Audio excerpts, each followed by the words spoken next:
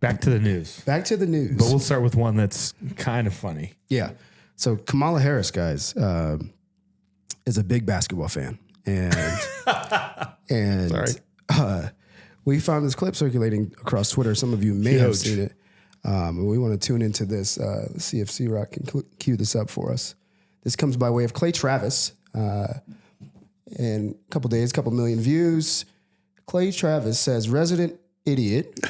Kamala Harris gives a sports history lesson, claims there were no brackets for the NCAA women's tournament until 2022. Legit question from Clay Travis is, who was advising her? And how did they think it was determined who played who before then? Do you know, okay, a bit of a history lesson. Do you know that the women's teams were not allowed to have brackets until 2022?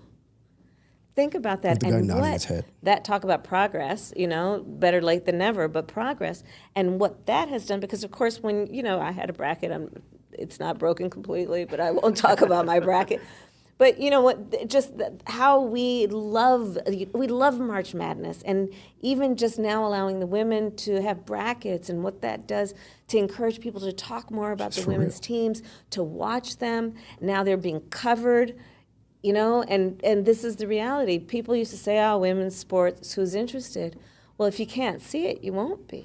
Oh. But when you see it, you realize, do you know? Boy.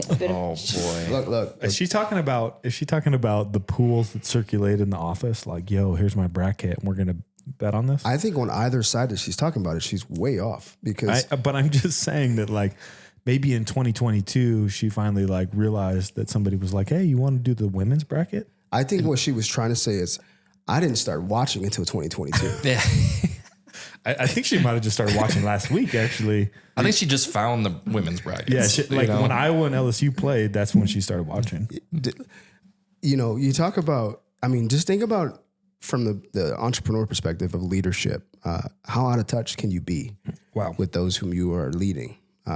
This is a lesson, and I don't follow everything that she does, but she's continuously made these statements or had these actions. This entire administration has continued to show that they are completely out of touch with the reality that Americans, even sports fans, exist within. And so that was just pretty funny that we just had to pull that up. Huge. It's unfortunate for her. It is unfortunate because I think she's saying it with all seriousness. I know, that's the worst part. And you hope that, she was just advised wrong and it wasn't her. But even if she was advised wrong, you need to.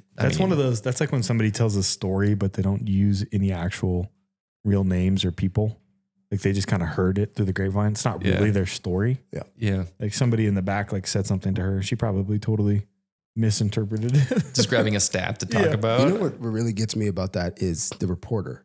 He's just nodding his head yeah. He's loving the content. He's like, yeah, this is great. Or he could just be viral. Going with the... He's just going with the flow, right? And what do you say in that moment? I don't know what you would say, but I'd like to think that there's space to be like, Kamala, do you mean the brackets were created in 2022? I think that there's space for that. Maybe help her with it. Yeah, kill the mic, maybe. Yeah, support her a little bit just to find out in case she just misspoke. So actually, I think he should have went deeper with it. Yeah, explain that a little bit more to me, please. Okay, let's. What was the first game you checked out in 2022?